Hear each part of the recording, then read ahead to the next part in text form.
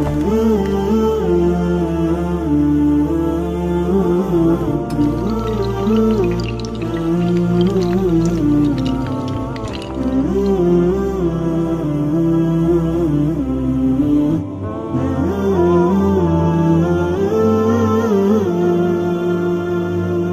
शाफी रहमतुल्लाह अलैह, हम जानते हैं इमाम है, बहुत बड़े इमाम हैं। एक कसीर जमात आपकी इक्तिदा करती है, शवाफी कहलाते हैं, इमाम हैं वक्त के। वो अपने उस्ताद वकी रहमतुल्लाह अलैह इनसे कहते हैं, शकौतु इला वकी इन सुअ हिफ्ज़ी फ़ौसानी इला तर्किल मासी व अख़बरनी अन्नहु नूरुन अन्नल इल्म नूरुन व नूरुल्लाहि ला युअता लिआसी वला युहदा लिआसी। इस तरह जो है अशार आए हुए हैं। क्या फरमाते हैं कि इमाम शाफी रहमतुल्लाहि अलैह ने अपने उस्ताद वकी से फरमाया, शिकायत की कि हज़रत मेरा हाफिज़ा कमज़ोर है।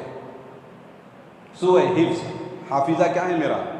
कमज़ोर है। हाफिज़े के कमज़ोर होने की जब मैंने अपने उस्ताद से शिकायत की तो हज़रत ने फरमाया कि भाई गुनाह छोड़ दो, मुझे वसीयत फरमाई, इसलिए गुनाह छोड़ दो, इसलिए कि ये इल्म अल्लाह का नूर है और अल्लाह का नूर गुनहगार को अता नहीं किया जाता।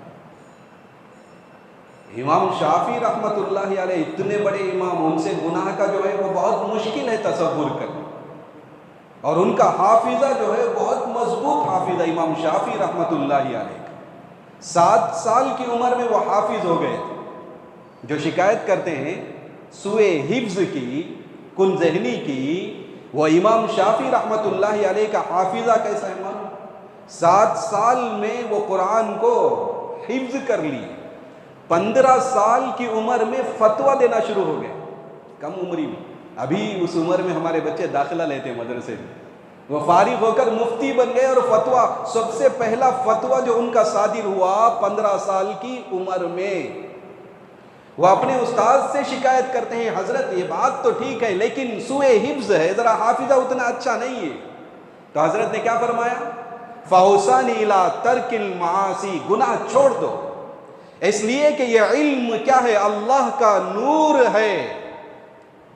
कुरान का इल्म, हदीस का इल्म, शरीयत का इल्म, इस्लाम का इल्म, ये अल्लाह का नूर है। वला युहदा लिआसी, ये गुनहगार को नहीं दिया जाता, है ना। तो जब आदमी गुनाहों से इज्तिनाब करता है, गुनाहों से बचता है, तो अल्लाह तबारक व तआला उसको कसीर इल्म अता फरमाते हैं, उसका हाफिज़ा तेज फरमाते हैं। और ऐसी मुनज़्ज़ह ज़ात सहाबा इकराम रिज़वानुल्लाहि ताला अलैहिम अजमाइन को अल्लाह ने नबी के करीब किया, नबी की सोहबत अता की पाकीज़ा नुफूस को, ताकि वो कुरान की हिफाजत करें, कुरान को महफूज करें।